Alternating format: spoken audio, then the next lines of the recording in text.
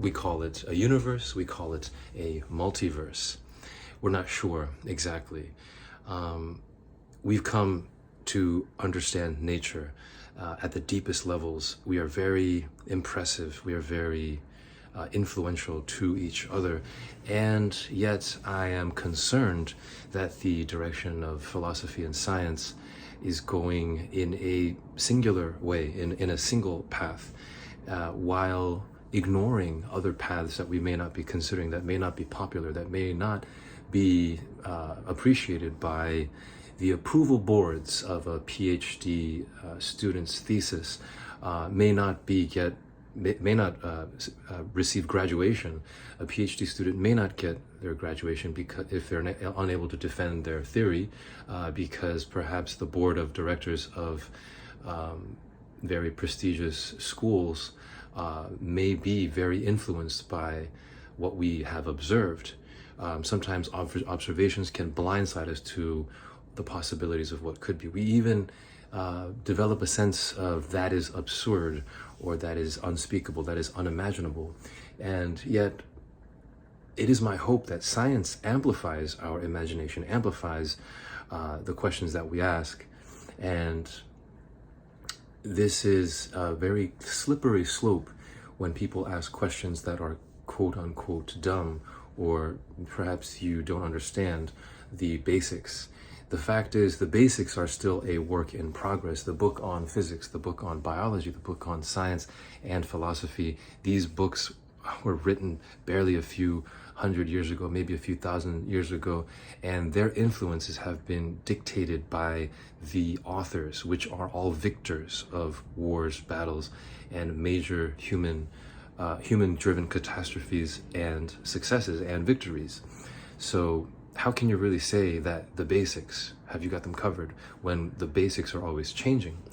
The standard model for understanding particle physics, for understanding what is a thing, what is matter, for that matter.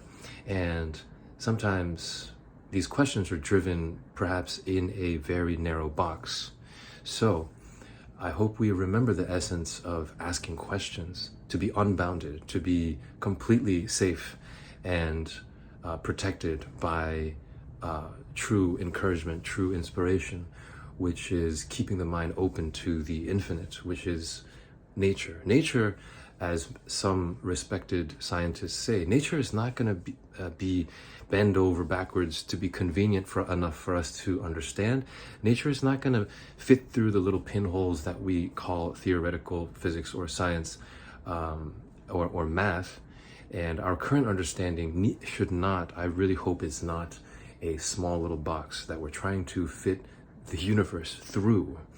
This is not possible. This is actually, I really am concerned about this, and I do hope that the crazy questions, the really odd questions, the really unpopular questions, the minority questions are examined and also given a chance, are really funded, are approved, because what's popular, I hope, is not being driven by a will to survive for sheer money, for profit, for fame or glory. These questions should be asked completely unbounded, as a child that is a child that is yet to be biased and caged by knowledge, and a child that is seeking and discovering knowledge at the same time. I hope we keep the pure curiosity's heart in our day-to-day questioning, in our day-to-day access of creativity, in our day-to-day access into our own ingenuity to solving problems, especially the problems that matter and the ones that can directly affect our lives and our future are the questions in philosophy, science, spirituality, community building, and that ultimately become technology. So, and that technology directly shapes our societies. So this is my long way of saying, I hope monotheism and the simplification and centralization of power has not oversimplified the scientific method or the method of critical thinking. It is my hope that critical thinking is unleashed and is truly open to reflect the true infinity that is nature, the universe, the multiverse, whatever you want to call it. And on that note, multiverse may have already been a realization hundreds of years ago by outcasted pagans who believed in multiple deities. There are some spiritual systems that appreciate and respect multiple deities that have multiple influences and have decentralized universal power, decentralized multiversal power, if you will.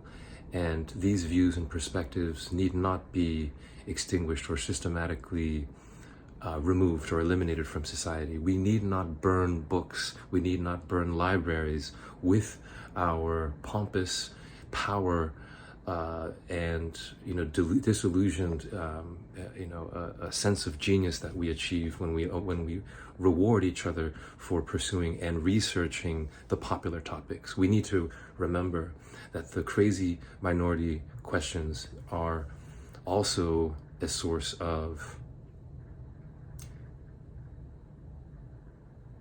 not having a single point of failure when it comes to driving our civilization forward into the night. And at that, I hope you have a good night or good day wherever you may be.